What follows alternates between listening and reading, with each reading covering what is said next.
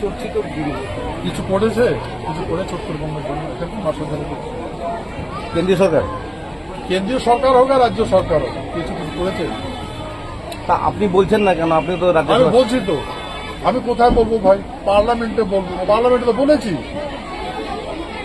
সেই কথা বললাম, ভারতের উপরাষ্ট্রপতি আমাকে বলেছে আজ পর্যন্ত আমি যেটা পার্লামেন্টে তুলেছি, পার্লামেন্টের ইতিহাসে আজ পর্যন্ত এত বড় ভোট দেখানো উঠায়নি, কেউ উঠায়নি, আমি উঠেছি। রিসেন্ট গতকাল শ্রমিক ভট্টাচার্য বিজেপির পশ্চিমবঙ্গের সভাপতি, কি বলবেন? আপনি এখনো রাজ্যসভার বিজেপির সদস্য।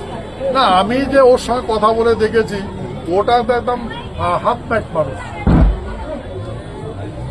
আমাকে বলেছে, আমাকে আপনার মিডিয়ার মাধ্যমে বলেছে যে প্রধানমন্ত্রী সুস্থ, যারা রাজ্য ভাগ করে বলছে তারা মানে তাদের কথা বলতে পারছি না। মানে প্রধানমন্ত্রী সুস্থ, প্রধানমন্ত্রী বলছে রাজ্য ভাগ হবে না।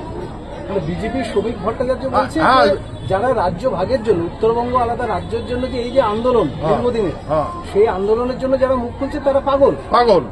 হ্যাঁ, আর প্রধানমন্ত্রী সুস্থ মানুষ, এই মূর্খ জানে নাকি প্রধানমন্ত্রী অফিস থেকে রাজ্য ভাগ করার জন্য অর্ডার দিয়েছে? ওই কথা বলেছি, এই বুর্বক তুমি জানো? তুমি তো প্রধানমন্ত্রীকে পাগল বলছো। তো সেই বুর্বক লোকটাকে রাজ্যসভার সভাপতি বানিয়েছে, কি হতে পারে? এতে কি সমস্ত লোক জানে তো। পশ্চিমবঙ্গে কি আগামী দিনে পরিস্থিতি বিজেপির খারাপ হবে? কি বলবো আর, রেজাল্ট দেখবেন।